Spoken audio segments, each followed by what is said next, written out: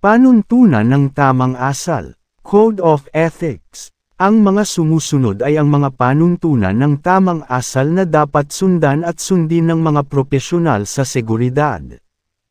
Una, ang pangunahing tungkulin ng mga propesyonal sa seguridad ay sumunod sa mga batas ng bansa at sumunod sa mga tuntunin at regulasyon na ipinahayag ng Pambansang Pulisya ng Pilipinas.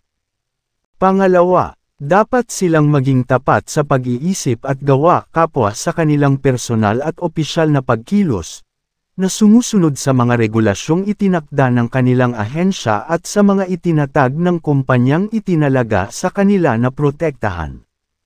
Pangatlo, dapat nilang pagsilbihan ang interes o misyon ng kanilang ahensya bilang pagsunod sa kontratang pinasok sa mga kliyente o customer ng ahensyang itinalaga sa kanila na paglangkuran.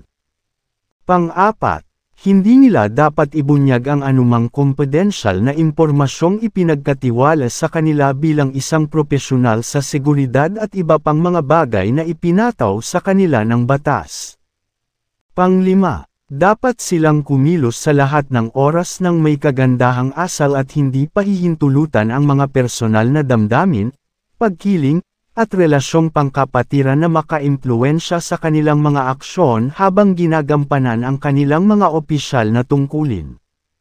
Pang-anim, hindi sila dapat makipagkompromiso sa mga kriminal at iba pang labag sa batas na elemento sa pagtatangi ng mga customer o kliyente at dapat tumulong sa pamahalaan sa walang humpay na pagpupunyagi nito laban sa kawalan ng batas at iba pang uri ng kriminalidad.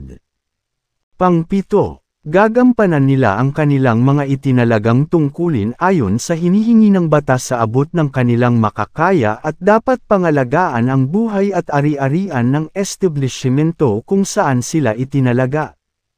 Pang-walo, dapat silang magulat para sa tungkulin na laging nasa wastong uniforme at maayos sa kanilang hitsura at dapat magsuot ng kanilang mga gamit ng maayos bilang simbolo ng pagtitiwala at kumpiyansa ng publiko, bilang isang tapat at mapagkakatiwalaang propesyonal sa seguridad.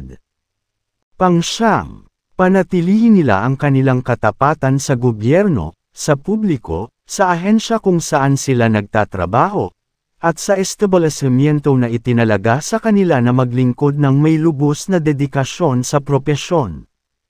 Pang-sampu, dapat silang masigasig at progresibong kilalanin ang mga alituntunin at regulasyong itinakda ng kanilang ahensya at ng mga customer o kliyente.